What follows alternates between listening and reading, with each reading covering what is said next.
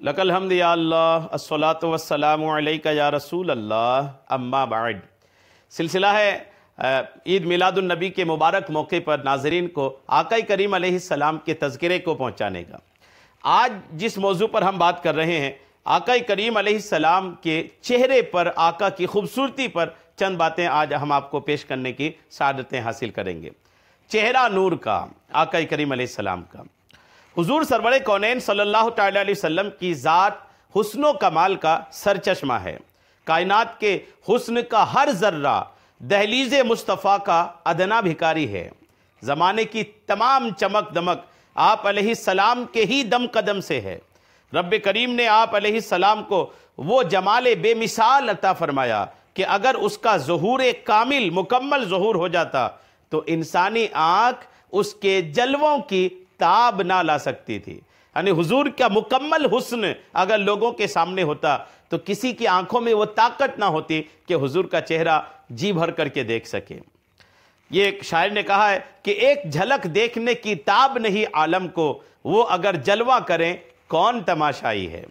رب تعالیٰ نے اپنے محبوب کے حسن و جمال کو نہایت ہی خوبصورت انداز میں کبھی سراجم منیرہ، چمکتا چراغ سے تعبیر فرمایا، کیونکہ جس طرح چراغ سے مکان کی تاریکی دور ہوتی ہے، اسی طرح حضور کے وجود مسعود سے، حضور کی شخصیت سے کفر و شرک کی تاریکی دور ہوئی اور تمام عالم نور ایمان سے منور ہو گیا۔ جس طرح جس گھر میں چراغ ہو اس میں چور نہیں آتا، اسی طرح جس دل میں ان کی محبت کا چراغ روشن ہو، شیطان اس کے ایمان کو چرانے کے لیے نہیں آتا۔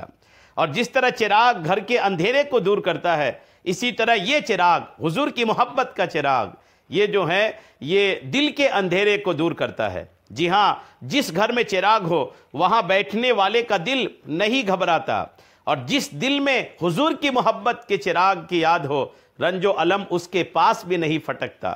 اور اگر سراجم منیرہ سے مراد چمکا دینے والا آفتاب ہو تو معنی یہ ہوگا کہ جس طرح سورج کا نور سارے عالم میں پھیلا ہوا ہے، اسی طرح سارا جہان حضور کے نور سے منور ہے۔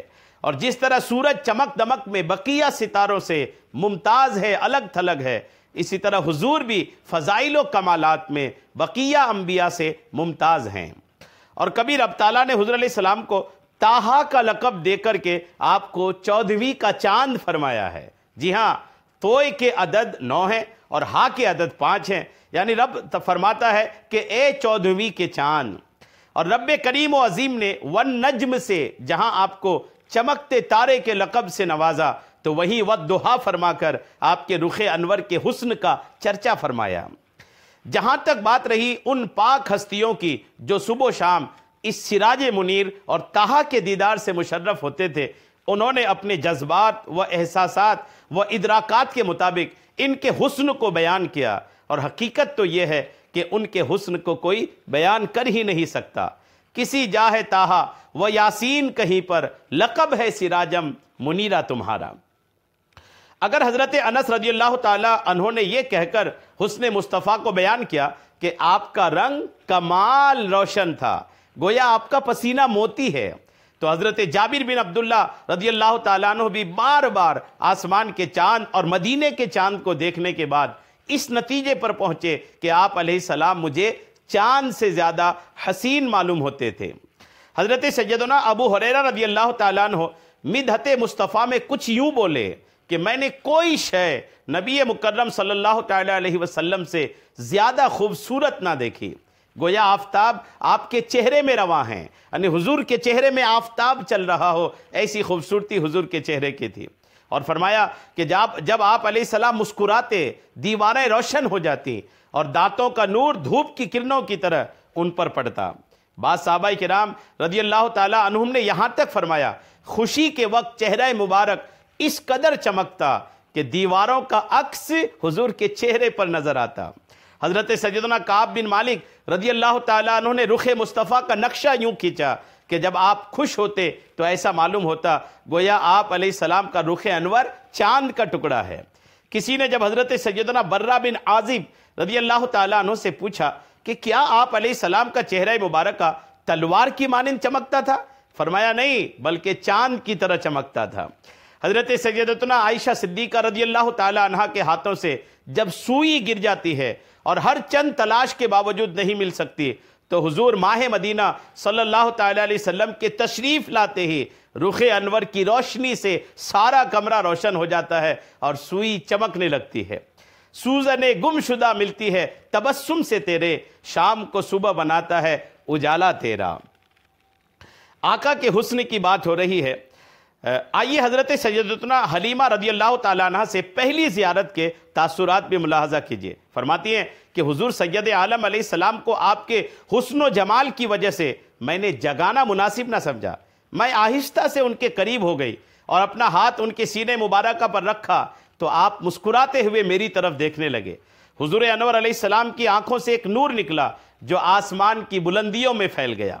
حقیقت تو حضرت عمر ابن عاص رضی اللہ تعالی عنہ بیان فرماتے ہیں، چنانچہ فرمایا کہ میرے نزدیک رسول کریم علیہ السلام سے بڑھ کر کوئی حسین تر نہیں تھا۔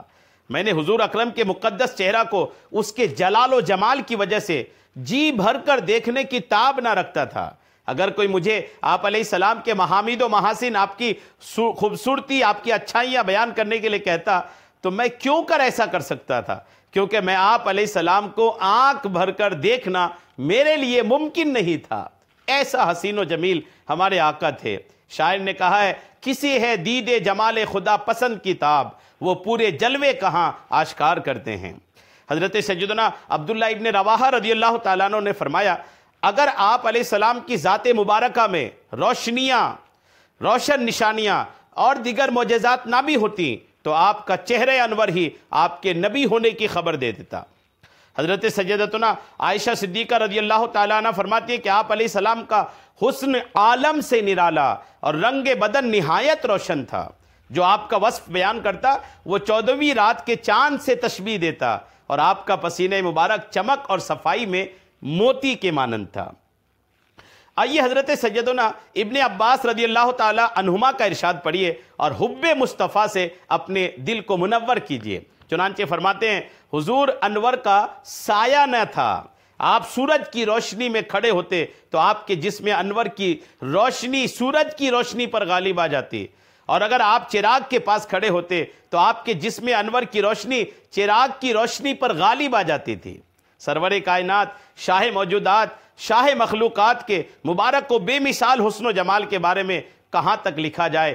اعلیٰ حضرت رحمت اللہ علیہ فرماتے ہیں، لیکن رضا نے ختم سخن اس پہ کر دیا، خالق کا بندہ خلق کا آقا کہوں تجھے۔ الحمدللہ حضور کے یہ حسن و جمال کا بیان سبل الہدا، الکلام الواضح، نور العرفان، الکلام الاوضح، مسلم شریف، ترمذی شریف اور جامع معمر بن راشد ہے، اور اس کے بعد بخاری شریف ہے، القول البدیع ہے، سبل الہدا ہے، دلائل النبوہ ہے۔ ان کتابوں کے حوالے سے میں نے آپ کو پیش کیا ہے۔ اللہ کریم ہم سب کو آقا کریم کے حسن و جمال کا صدقہ اور برکتیں عطا فرمائے، آمین، بجاہ النبی الامین صلی اللہ تعالی علیہ وسلم۔